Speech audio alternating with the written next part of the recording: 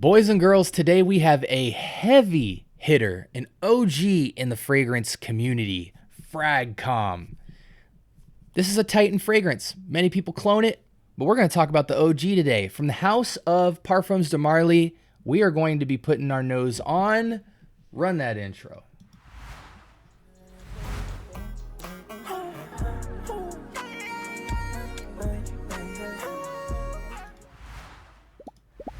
All right, welcome to the Scent Bubble. I am your host for the afternoon. Listen, without further ado, it's always good when we can get some OGs in the house, man. I know we have a lot of clones on this channel.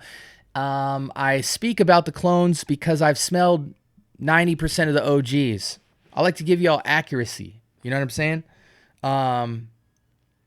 Today we have from the house of Parfums De Marly, we have Layton, one of the most adored compliment getters in the fragrance community. I've got a little sample here.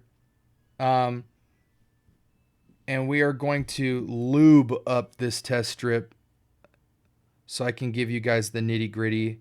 We're also going to apply it to skin as well. Layton, there's several Layton clones in the game. I want to say there's maybe 5+. This is one of those fragrances that isn't quite, I almost said Club de Nuit. I'm such a ding dong. Creed Aventus. It's not quite Creed Aventus-y, meaning, you know, it's not that high of a clone fragrance. There's so many clones of Club de Nuit and just the Aventus DNA, various variations. But everybody talks about Layton. Everybody wants Layton. It is just one of the most beautiful, warm, spicy, vanilla, fresh fragrances available. This is one of those unisex fragrances that I think perfectly balances male and female. And is just a compliment factor, head turner, charming fragrance, has layers. It's one of the sweeter fragrances that I think is balanced to perfection. I think we can talk a little bit about clones, but I don't want to touch on it too much because I want to just give praise to the original house, the originator, the OG, the regulator, Parfums De Marly. What do I get when I smell a fragrance like this? There's something very reminiscent about this fragrance, and I don't quite know like what it reminds me of, because it reminds me of a very like childhood aroma. Just give me a second, a moment of silence. I know this is going to be dead weight on the video, but I don't care, guys. Just let me get there. Gosh, I know what I want to say, but I know that's not it. It's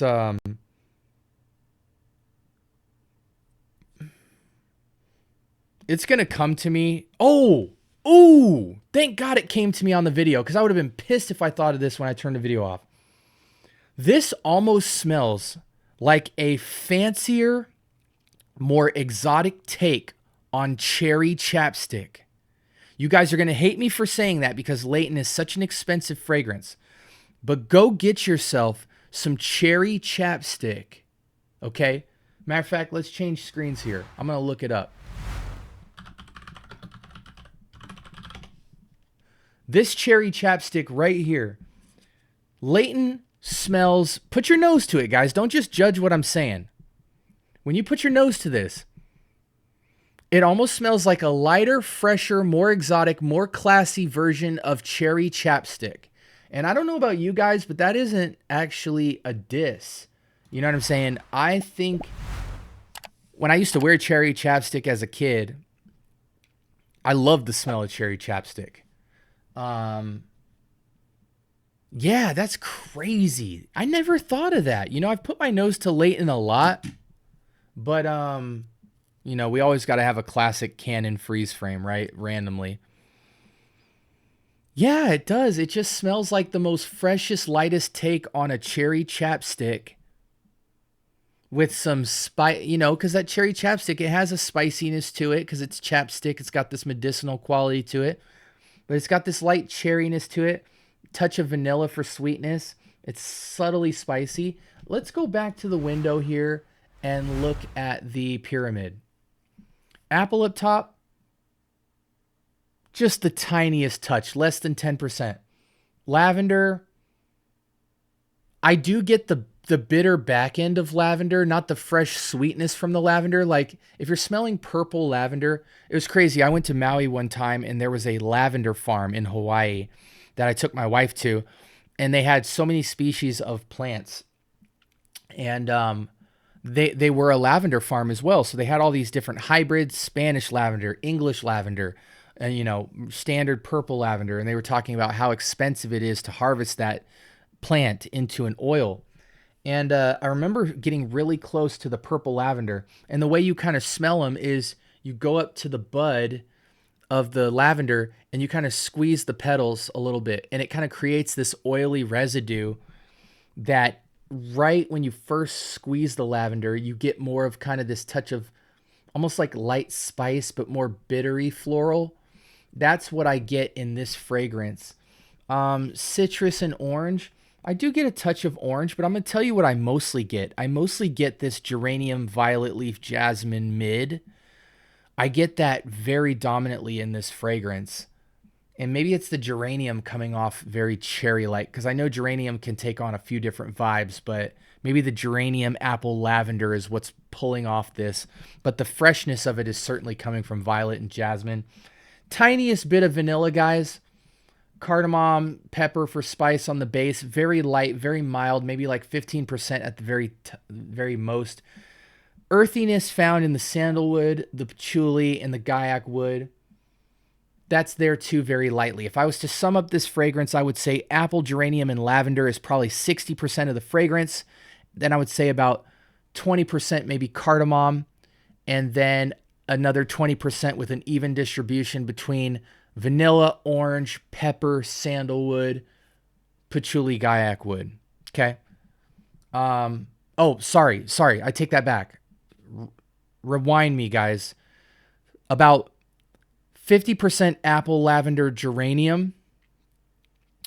About 20%, about 30% violet, jasmine, orange. Yeah, violet, jasmine, orange, 30%. So now we're at 80. And the last 20% is going to be this vanilla-y, cardamom, peppery, guaiac wood, sandalwood, patchouli. You do get all of that in the base, but it's about 20%. But in a nutshell, if you want the simple for dummies explanation, this is light, fresh, classy cherry chapstick.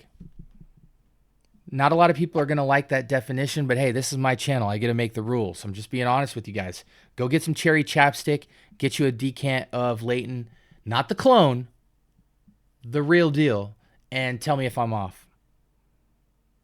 I do love this fragrance though. I really like the spice factor on it. It's like, it's not so light. It's like there, but it's not peppery. It's like just the tiniest holiday spice vibe.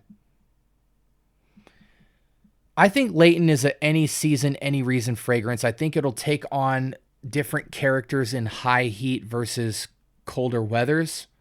Colder weathers, it's going to feel more holiday. Warmer weathers, it's just going to feel more sweet, floral, spicy in the realm of like the crispest form of Cassius. I said Cassius, but I meant to say like the sweetest form of like an African leathery, but way fresher type of vibe. And yeah, I think, again, any season, any reason. This fragrance is absolutely dumb expensive. If you want to put your nose to the OG, you are going to be paying somewhere in the realm of... Amazon's running a Layton 100 ml for $260 to $300. Okay. When you're going for Layton or Layton exclusive, you definitely want to be shopping on like the Facebook Marketplace or discounters online during seasonal sales.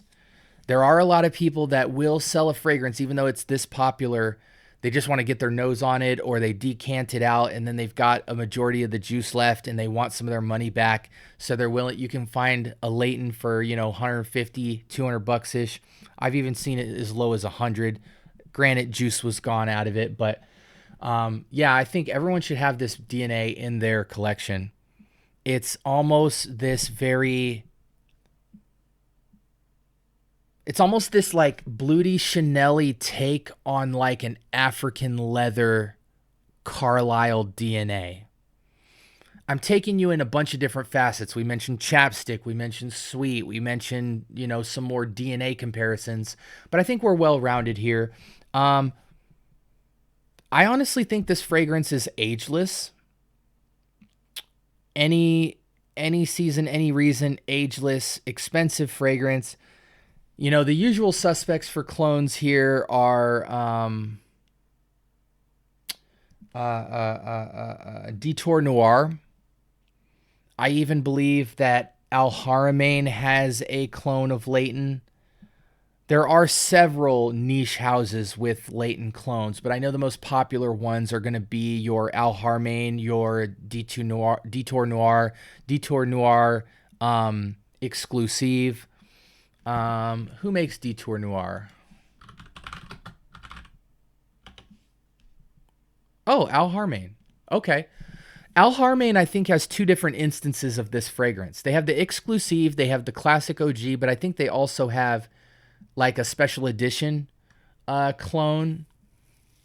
Don't quote me on that, but most people pick up, Detour Noir from my experience seeing online. I hope you guys found this to be valuable. I think the OG absolutely deserves some respect on their name. I think if you have Parfums De Marly fragrance, they always come with quality, layer and density, nuance, everything you want in an expensive cologne you get with them. And I don't think you break the bank totally with them. They're like your entry level into Neiman Marcus expensive type of fragrances that actually sell what they're asking for. You know what I'm saying? Like they ask for a high ticket because they deliver a high ticket profile. Do you need it? No, there's a bunch of excellent clones out there that are getting quite close to it in the realm of 85% and up. But if you want the OG and have the full effect of the stopping power and the head turner ability, you're going to want to get the OG. Occasions, any season, any reason, any age. And so because it's any age, I think this can be an outdoor showstopper of a casual fragrance. It can be a date night fragrance, very charming date night fragrance. Your girl's gonna be all over you with that fragrance. She's gonna be coming close. Bachelor, going to the bar, club, cigar lounge, hookah bar. I mean, this could literally rock in any circumstance. The only thing I think would be a little bit off is a gym fragrance. I think if you put this on as a gym fragrance, even though it totally works, it would just be like, bro, come on. Like, it's almost like the guy going to the gym, but he's totally rocking like a Gucci outfit that's like shorts and a tee to work out in. You're like, bro, you don't have to be rocking high name brand when you're going to work out. You know what I'm saying? In the same way, like, you're rocking Layton after you just lifted weights and came out of the shower. Like, it's a bit much. Like, tone down. But it could work. It would work in many situations. You know what I'm saying? If you work out at like a LA Fitness or a premier workout space like in Hollywood or some expensive neighborhood or whatever, pull out your Detour or pull out your Layton or pull out your Detour Noir for the gym and your Layton afterward, and you will be just fine. I hope this was a helpful video for you guys. Again, like, comment, and subscribe. We're cranking out videos every single day. If you're new to the channel, we're dropping content all the time. Stay tuned to the community page, the shorts page, and all my long form content that we're dropping. We drop on there every day and try to make it entertaining. Hey, we're getting towards the end of my collection, guys. We only got about probably a couple weeks left, and then we're going to get into all my juicy content. And I am releasing some sneak peeks of some of my more entertainment-based content around fragrance soon. So love you guys. Have a blessed week. This is the Scent Bubble signing off. Talk to you soon.